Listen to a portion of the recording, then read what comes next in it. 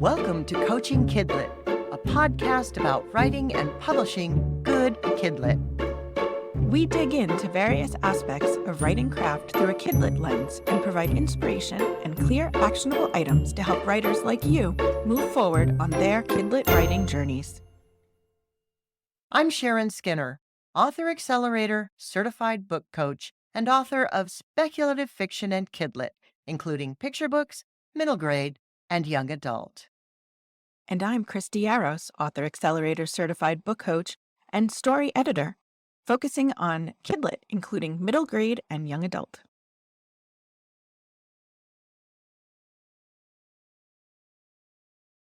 Hey, Christy. Hey, Sharon.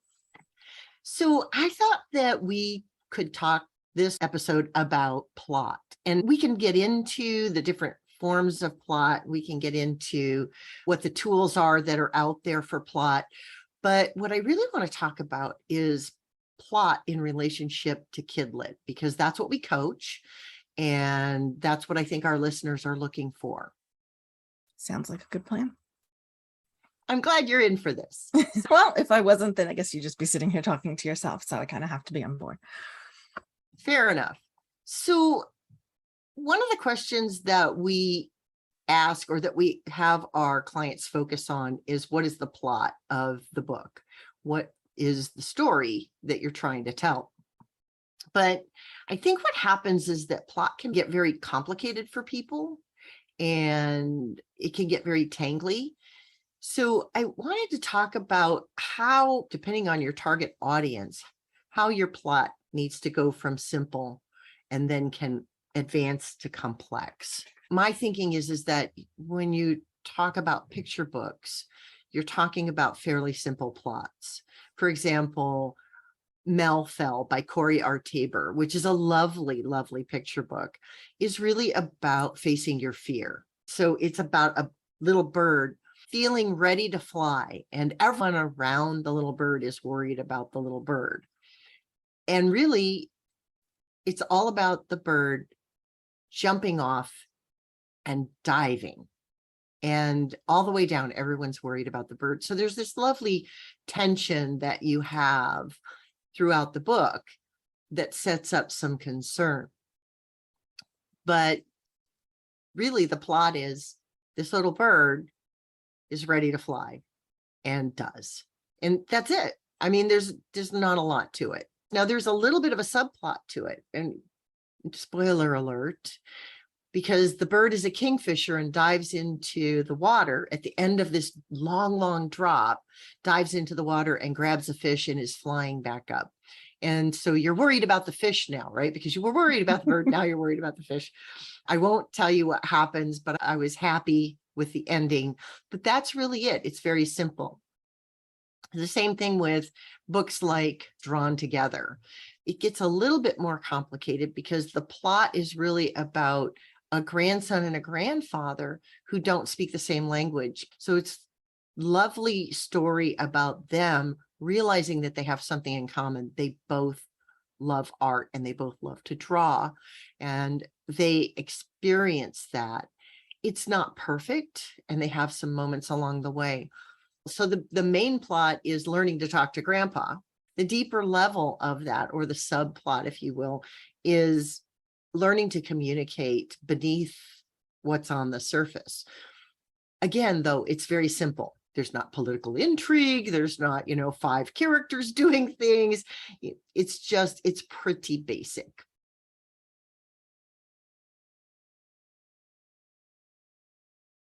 Well, and since obviously there's pictures in picture books, the illustrations sometimes tell a separate story, another thread that's running through the book that's not mentioned in the words, like in Sam and Dave Dig a Hole. Like the words are telling us this story about these kids digging this hole and trying to find it, and the dog in the pictures is like hello, it's right here, and you guys are not seeing that, and that's a completely different story.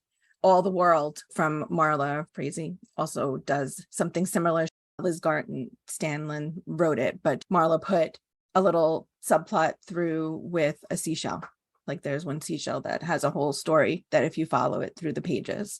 But they're still both very simple, right? They're very simple Absolutely. plots. The story is pretty simple. But yeah, I love that in picture books that illustration is another language that's spoken and tells either another part of the story or a deeper level of the story or an additional story. And that brings us back to The Magic Words by Cheryl Klein, where she talks about how subplots should either buoy up the story by being similar, or they can be a contrasting story or subplot that will illuminate the story in another way. So subplots can compare and contrast. So if you have, like in the story that you were talking about, Sam and Dave dig a hole, where the dog's doing his own thing and has that subplot story. So there's a compare and contrast there of them searching and the dog is actually successfully finding whatever it is they're looking for. And then, of course, the number of subplots is going to depend on the level of book that you're writing, because a chapter book can maybe only handle one subplot before not only does the book become too long, because you have to have all of these threads, all of these subplots that have to be tied up as well as the main plot, but also it becomes too much for that age of a reader to really be able to follow the story and keep all of those open threads in their minds. Right. So we're back talking about target audience. And when you get to middle grade, you can get a little more complicated. You can have more subplots. You can have more open threads weaving through the story at any given time. But sometimes the main plots are still pretty basic. Like in Amari and the Night Brothers by B.B. Alston, which is another book that I read recently, the main plot is about a girl whose brother disappears and she wants to find him. Now this whole paranormal, supernatural world exists that he was a part of, and she discovers that he was a part of. And then there become these other subplots about friendship and being bullied. And there's politics at the school where they run all of the paranormal teaching and training, and they have agents who manage all the supernatural beings and stuff. And so you have these subplots that are woven in that are about things like friendship and being your own true self. And so now we're in middle grade and we can have several subplots running through, especially if they're age appropriate subplots. And if you want to think of even in terms of visual media, if you think about television shows or movies, especially sitcoms that have episodes, there's only 20 minutes to tell a story. So there's a main story with some of your main characters, but at the same time, there's the little side shenanigans happening with the other characters that are variations on the same theme that the overall episode is about, where they're all telling a similar type of story. But again, it's got 20 minutes, so they have to wrap it up. So think of that in terms of a lower aged novel. There's only so much time, again, to clear it out. But a movie can have more subplots, right? Because you've got an hour and a half or 2 hours, or God, some of these movies, 3 hours, where you can carry all of these things. But like you said, they are all related. They all are either variations on the theme, or it's a character showing how one of the sub characters has the growth that our main character needs to learn by the end of the story. Like that's their lamppost to see where they're supposed to go. Or is it a contrast between this character's story and that character's story? Or it's someone who's trying to keep that character from growth. In KidLit, we do see stories where character is trying to change, and there are characters who are pulling them back and saying, no, don't change, because that other character may not be ready to change, whether that's the protagonist, antagonist, however that can be couched. That is also a story, because kids mature at different rates, and you've got kiddos who become best friends, and then they reach a point, especially when you get near puberty, which we're talking about middle grade right now, and they start to change and grow in different ways. And they have to find themselves.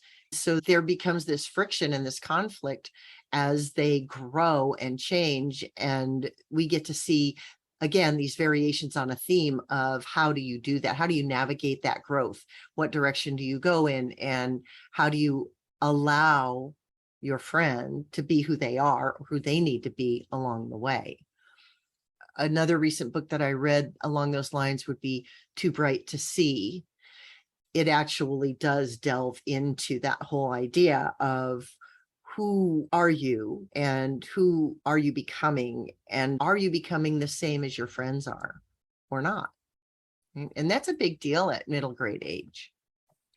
That is, you're going into middle school and maybe you're changing classes now. And so you're not going to be with the same people all day.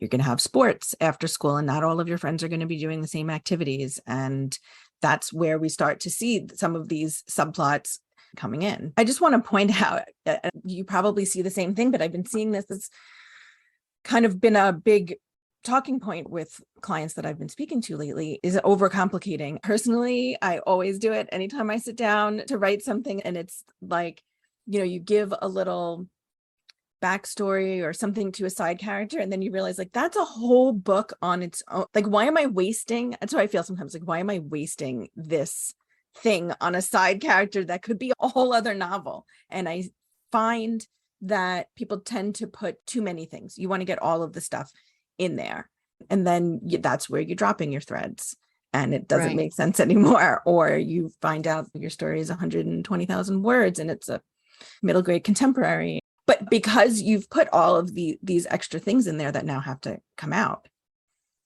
And they're threaded through. So it's a little complicated to pull them out. And again, that's the difference between life and novels, right?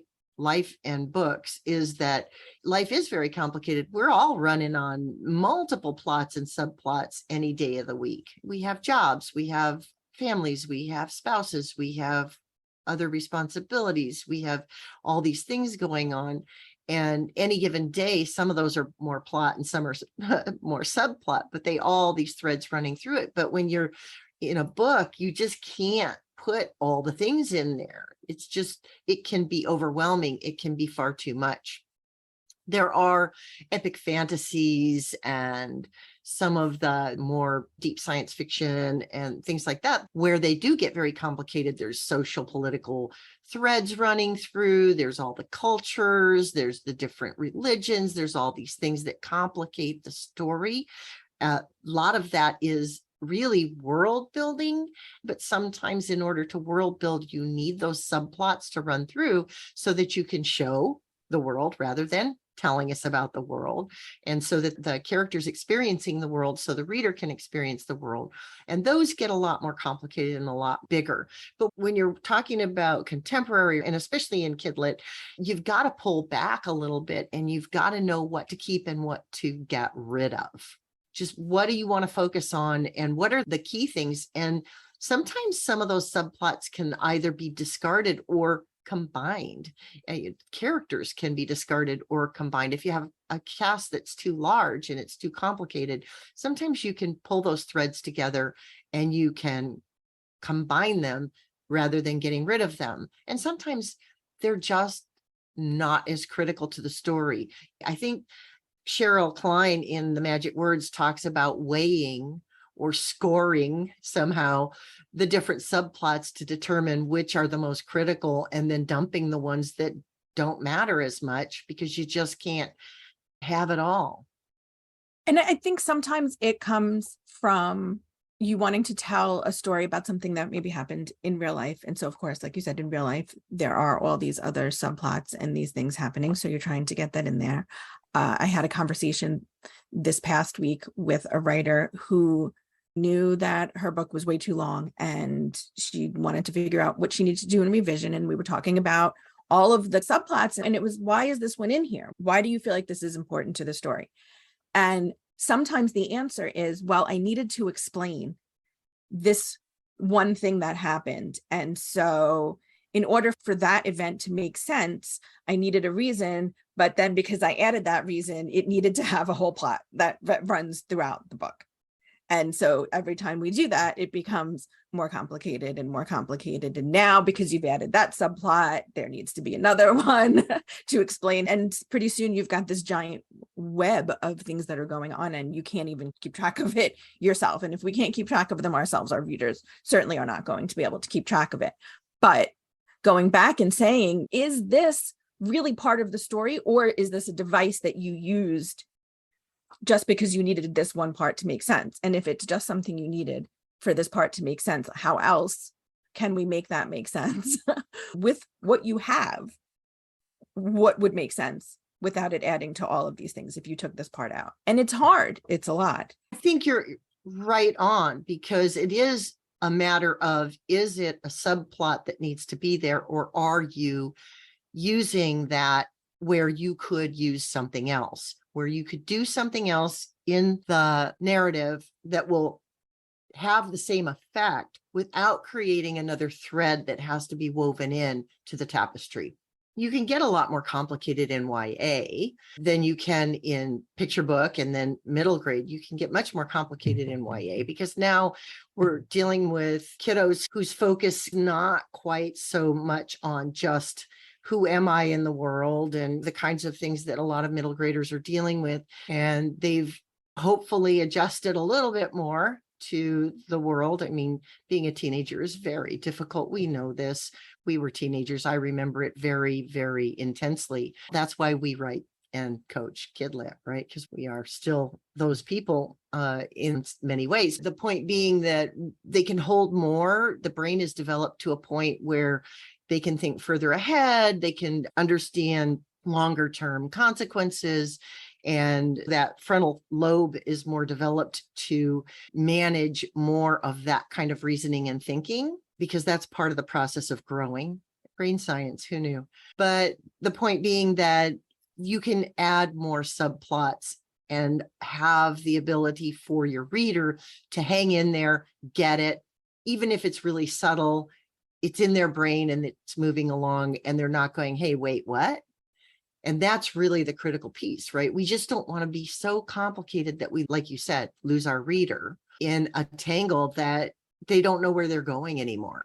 Or why am I here? When I'm in a book and all of a sudden I think, why this side trip? Why this tangent? Why am I here? And I can't quite put my finger on it. There better be a good reason why you're taking me on that journey. There better be a good reason before the end of the book too. Not just because, oh, this is a thing that I wanted to include, or this is part of real life that happened to me and I need it to be part of the story. We've got to whittle it down. And this goes back to a couple of things that we've talked about in the past. Emotional truth. You want to whittle it down so that it really serves the point of your story, which we've also talked about. And to be careful, because source material, especially if you're writing from real life, can be pushy. Right. And when you sit down to do the dreaded synopsis, when you're going to query or whatever, you can't put your subplots in your synopsis. There's no room for it, especially in the shorter ones that want 300, 400 words. You're just telling us the main events that happen in the book and the main character's arc. So a good exercise, I think, to determine how much stuff you have going on is if you cannot whittle that down because you're like, no, I can't tell you this without telling you about this and this and that and this and that. And now there's no main thing. It's just a bunch of interconnected things, which is maybe a different kind of story, but that's where you start to see. And if, like you said, if your subplot is not adding something to the main story, is it giving the character more information in order to solve their main story problem? Is it complicating the main story problem? Or is it just a device that you needed to throw in there because you felt like there needed to be more? Maybe sometimes the action in your main story doesn't feel enough.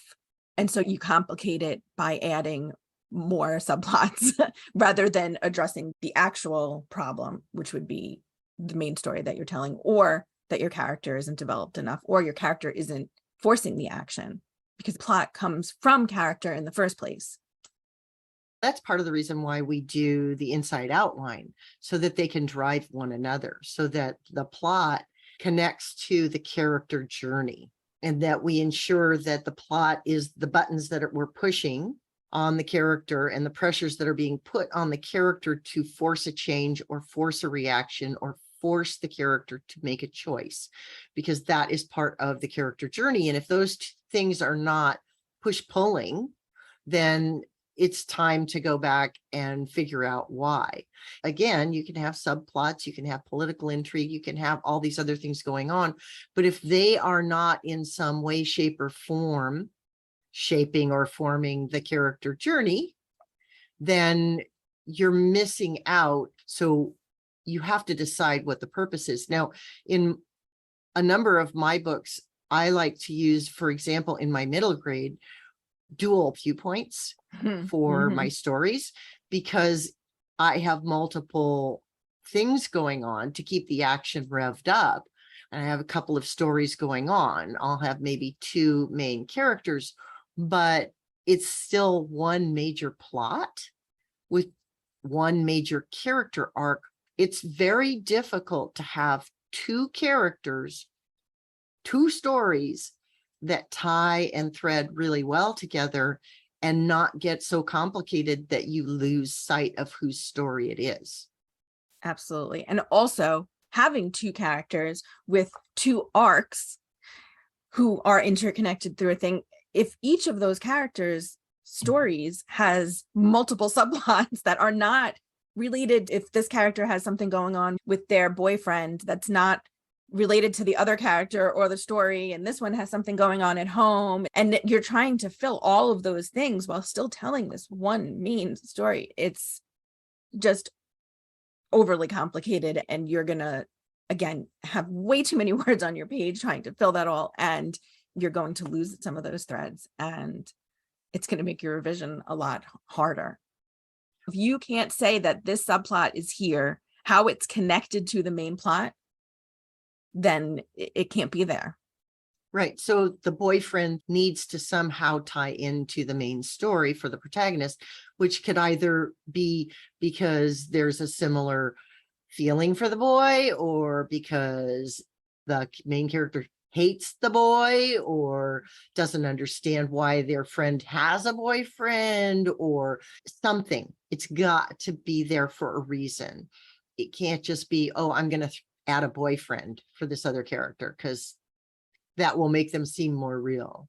And again, we have all of these ideas. And I think especially as beginning writers, we just want to put all the things on the page at the same time in one story. And when you break it down and you say, like, this is a whole book that I'm trying to cram as a side story into this, put it aside and make that your next book or your third book. And I would just like to stress, just try and write a story with just one point of view.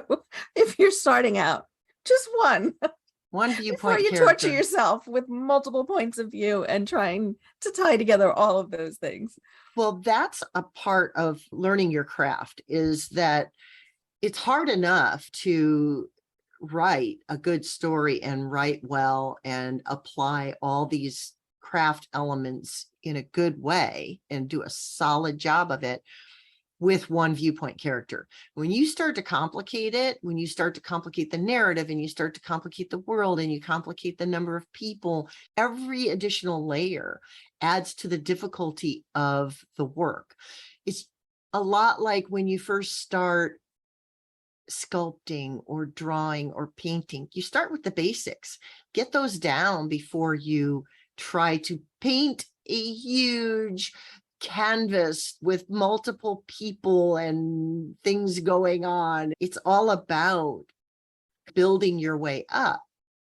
But a lot of people like to read very complicated stories, and so they want to write a complicated story, and they think that's the story they need to write. And so we get clients who come to us with these tangles that, as book coaches, it's our job to help them untangle and to pull back to that vision, that point that they're trying to make. And sometimes your draft is just your main plot, and maybe the subplots are things that after you know exactly what story you're trying to tell and how you're telling it and what's going to happen, that you say, okay, I need something here, and making sure that it goes all the way through. And I don't know, I guess it depends on what kind of person you are. Are you comfortable with having a million words that you need to pare down, or are you better off having a bare bones thing that you then go in and add to? I guess it depends on what kind of reviser you are. Yeah, I used to be a big time overwriter, but I have a lot of clients who are well, I have some clients who are overwriters, but a lot of them are underwriters. And I don't mean as insurance. They're the kind of people who it looks more like a very heavy outline by the time they're done. And then it's a matter of layering in the materials, the costuming, the world building, the subplots, and all those things that make it a full-blown story. But it does depend on what your process is. Do you want to build on a framework, or do you want to pare down from a big clump of clay that you have to then pull chunks off of and toss to the side? And when I first was writing, because I didn't want to throw anything away, because I slaved over these words, I worked so hard, I never wanted to throw them away. I just used to put a file up and drop those words into a file that was, oh, these are cuts, I might use them later. I've almost never gone back to that file and used any of that.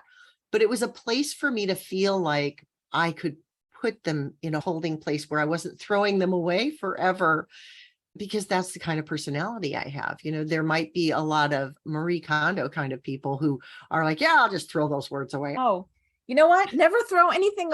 Okay, not anything. Don't Not throw your never. writing away.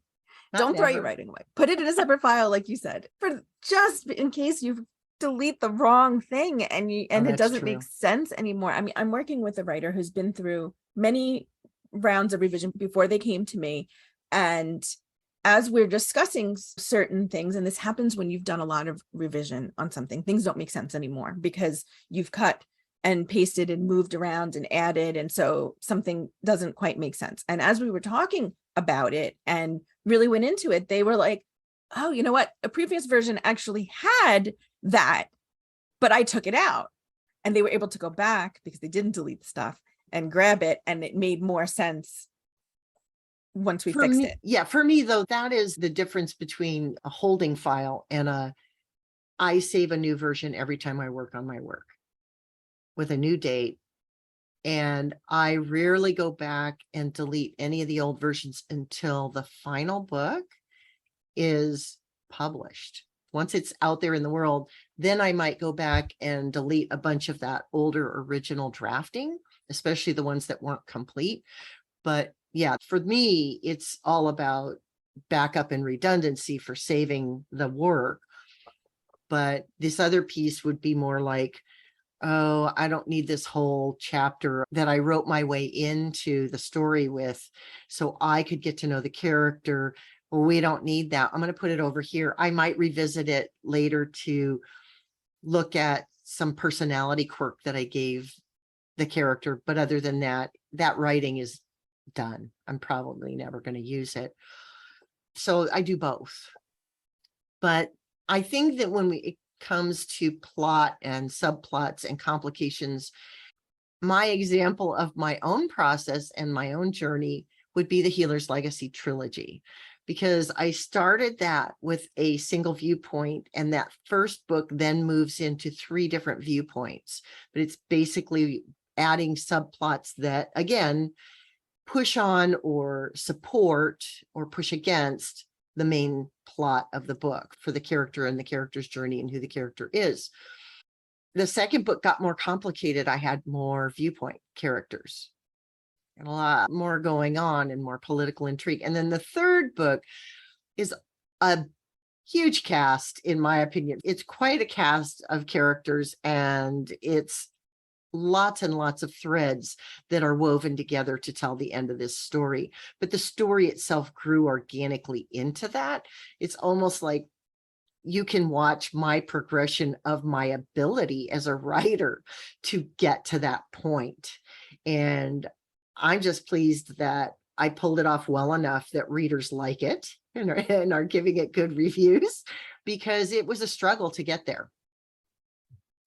You bring up an interesting point now that we haven't talked about yet, a series. Now, obviously, when we're starting out, we should not write a series and expect to necessarily sell a series. Our first book has to be standalone that could survive without being a series. But when you do have a series, you're going to have your overarching plot that would cover all of the books. But then each book also needs its own plot. Each subplot has to have its own trajectory, and maybe some subplots carry over from one book to another, and maybe they don't, maybe some don't start till the second, but that's a whole other beast. There is your series. There's a writer that I'm working with that is planning a series, and they have written most of the books for the series, but as we sat down and saw how complicated book one was, I wasn't working on them with the series. I was working on them on book one. But when you sit down and you say, there are a lot of subplots going on here, there's a lot of things, and it actually made more sense to take some of those things out and move them to a later book, while still making sure that that first book could stand on its own. So I think when you're planning a series, it's a different kind of thought process and planning process. It's a different kind of thought process in the planning because of the way you have to break it up, because it's a lot. And again, the growth of the character and the growth of the story. I am not a believer in any kind of cliffhangers. Yes, leave some threads open. That's fine. You can do that, but you can do that in any standalone. When I first was writing The Healer's Legacy, I thought it was going to be multiple books, but I hadn't planned it fully out because I was still early in my writing journey. And I thought, oh, I'll just do this. But I did leave some threads open so that I could potentially write additional books. But the book itself was very standalone. It was not a cliffhanger. It left something open to the imagination. And when you leave threads open at the end of a book, whether it's a standalone or a series, if you're leaving some threads open, it leaves the reader feeling like they get to believe what they want or think what they want for the characters moving forward. So there's a little bit of that. I could have left it there, but I had a lot of people wanting to know what would happen next. They loved that book enough that I had a lot of readers who wanted the next book. So I wrote the next book, and I found out very quickly that that's not how you do a trilogy. You don't just write the second book, because I wrote myself into a corner and had to then in book 3 write myself out, which was complicated and took a long time. It was quite challenging because I didn't quite have the chops for it when I first started out. And that's part of the reason it took time. And I had to write some other things in the meantime to get me there. But yes, you're talking about a very big overarching plot, and you're talking about a character arc that has to keep growing throughout the series. And there are some series out there where there's 20, 30 books that are like mystery or thriller or what have you, where there's not a lot of character growth. It's not a lot of character arc. Those are adventures, and that's okay. That's the genre. So that's not what we're talking about. Or with chapter books, where chapter books have the same characters going through a series. It's more of an episodic series than an overarching story series. Yeah, and they might learn something. They usually learn something, but it's not like a huge growth learning. It's they learn something new. So plot is complicated. We want to leave our listeners with something. My action item is going to be more revision related. I don't know if yours is more planning or writing or revision. So, because we always like to leave our listeners with an action item related to the topic that we're discussing, I'm going to send you back to your mentor texts. I'm going to send you back to look at the books that have been the most satisfying for you, the ones that have brought you joy, and start to pull those threads apart and look at plot versus subplot and see how those subplots work within the narrative to either support or contrast with the main story plot and the main character arc, because they really should be driving one or the other. And that is my action item for this month. I love that. That's great. And I have heard that using a verse novel makes life a little easier if you want to do something like that, because you can quickly find the stuff that you're looking for. That was a tip from another writer. So my action item, I'm going to focus more on your actual writing. So if you have a manuscript that you're looking at and you're thinking, oh my God, there's so much going on, I have no idea where to start, and you have not made a list of your scenes, which I think everybody should always have a list of what's actually on your page. I'm a spreadsheet person. I will have a spreadsheet. And if you're a spreadsheet person, I would suggest having giant chart where you list all of your plots and subplots along the top or along the side, and then your chapter numbers, and mark off every place that appears in your manuscript. And if you notice that a subplot starts in chapter 2 and you don't touch it again until chapter 22, maybe that subplot doesn't need to be there. Or if you drop it and it goes for 3 chapters, it's not resolved, and then you never pick it up again. And then if you're not a spreadsheet person, but you're a visual colored notes kind of person, then Darcy Pattison has a very interesting method, her shrunken manuscript, which can also be very terrifying, but we'll put it in the show notes where you can find where she describes her method. But one of the things that she has you do is you're basically going to make your text as small as you can until it fits on about 30 pages. And then you highlight certain elements in different colors that you want to track. So if you highlight events in your main plot in one color and events in subplot 1 in another color, etc., and then look at it and just see what it looks like from a 500-foot view there of the color coding, and kind of similar to the spreadsheet, how much space is this subplot taking up and does it get dropped, and etc. Yeah, I love that you mentioned Darcy's method, because it was on my mind as we were just talking about this and as you were going forward and talking about your spreadsheet, because I'm not a spreadsheet person. I know. That's why I threw it in there just for you, Sharon. I appreciate that. And for those people who have brains like mine. And she actually has you, before you shrink it, so nobody freaks out, before you shrink it to where you can't read it, you go through and make a list of the components in each chapter, and then that's what you use as your color coding guide. So just do check that out. I've used it. It's fabulous. It really is a great way to visualize what your manuscript looks like. And now with everything being digital, you could actually do it with highlighter and do it all digitally on your computer, and then put it on your screen and really shrink it down and see what it looks like. It's a great tool. Oh, that's right. She does have you print it out and lay it on your floor, right? And in my mind, no, that's all digital. We're highlighting in Word or as a PDF, and we're keeping it on our screens. Yeah. But you do you. Yeah, whatever Process works. Is personal, Sharon. That's right. Thank you. Thank you for saying that. I love that saying. So thank you, everyone, for showing up, for doing the work, for joining us, because we love doing this, but it wouldn't be the same if you weren't listening. And we'll see you next month. We will see you next month, which is going to be our 1-year anniversary episode. So we look forward to seeing you and seeing what we come up with. Thank you, everybody, and happy writing. Bye.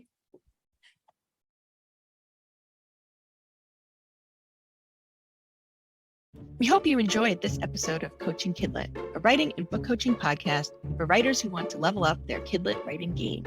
For more about us and to discover what a book coach can do for you, check out coachingkidlit.com and follow us on social media.